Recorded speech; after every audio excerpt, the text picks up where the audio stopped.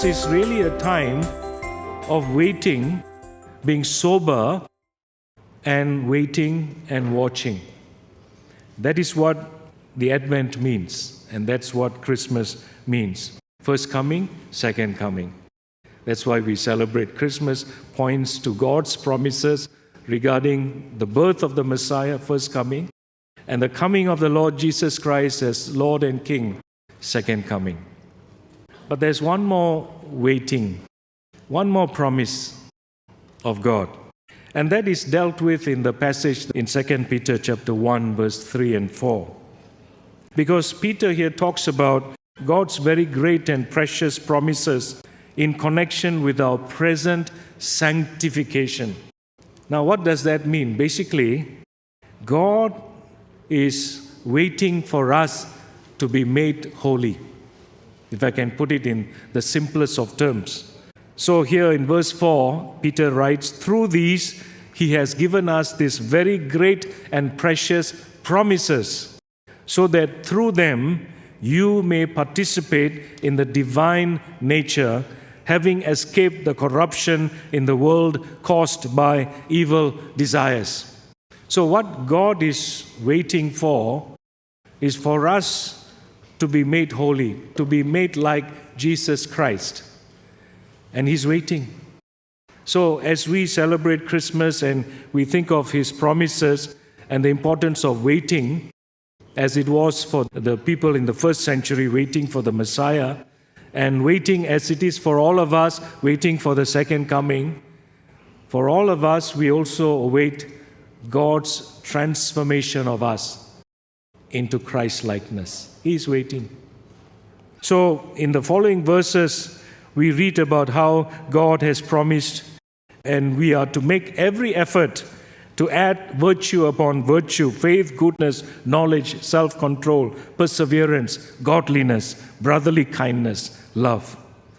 This is a process of growing into Christ-likeness. So these are God's promises.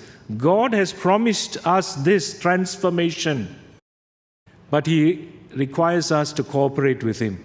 So here we read, we must make every effort, add virtue after virtue. It's not a passive life, it is an active life of faith and obedience as we cooperate with God and allow Him to transform us. Now, why is this important? I remember that many years ago I was invited to the birthday party of a very rich man. He never gave me any cent anyway, in case you're wondering. But he was a very rich man. So we were told when he steps out of the car, we were all given a mask each. And the mask had his face on it. Okay, so every mask looked like him. So we were told when he comes down from the car, you all put up the mask. So everybody did that. And that man, poor man, nearly died of shock. I mean, imagine you step out of a car, you come to church like this, I'm a speaker, I come to church, and I see my face everywhere. Now that will be very shocking indeed. And when I went back home, I reflected on it, and I told myself, that's a good illustration of hell.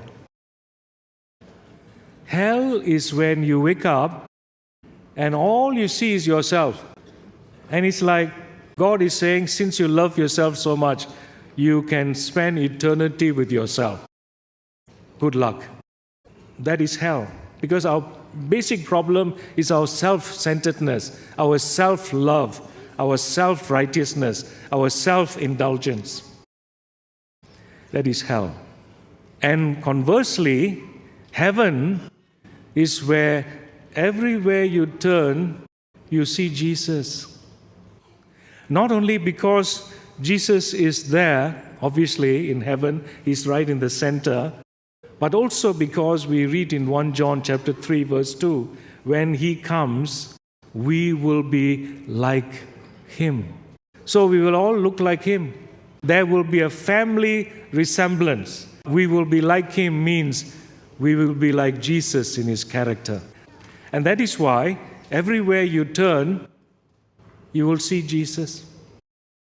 In fact, if I may say so without you misunderstanding me, when you stand at the gate of heaven, how do you think you will gain entry? If you are a good evangelical Christian, you will say it will be written there, saved by the grace of God, by faith alone, which is true. I totally agree with that. We are saved by grace alone, as Paul says in Ephesians chapter 2. But I'd like to suggest this, that when you stand at heaven's door, if I can put it this reverently, the technology will be that of face recognition. Okay, because you're not carrying any certificate. That your baptism certificate is not so valid in a sense, as you know, right? You can have a baptism certificate, attend church, participate in Holy Communion, but that's not going to really save you. But what will allow you entry is the work of God in your life that reveals to you that you indeed are a child of God. And what is the evidence that you're a child of God? You will have the face of Christ. Romans 8:29, God has chosen us so that we may bear resemblance to the likeness of Christ. That is God's purpose. So that is how you will gain entry if you think of it from that angle. So I don't know how many of us are ready for heaven. Because if you stand there, whoever is there in charge said, "Who are you? I don't know you." That's what Jesus actually said in Matthew 7. Many people will say, "Lord, Lord," and then we did this and we did that in your name. And then he will say, "Away from me, you evildoers, I do not know you." Because I can't recognize you. So the lesson for us is that God has kept His promises and is keeping His promises. Christmas is already strong evidence that we worship a God who keeps His promises. And then we look into the future, we look at a God who will keep His promise. He will come back. And we look at the present, and we must look at the God who keeps His promise. That's what the writer says here, His great promises, that we will share His likeness. We will share the godliness that is given to us. So there is work to be done. As far as the past, God's promises.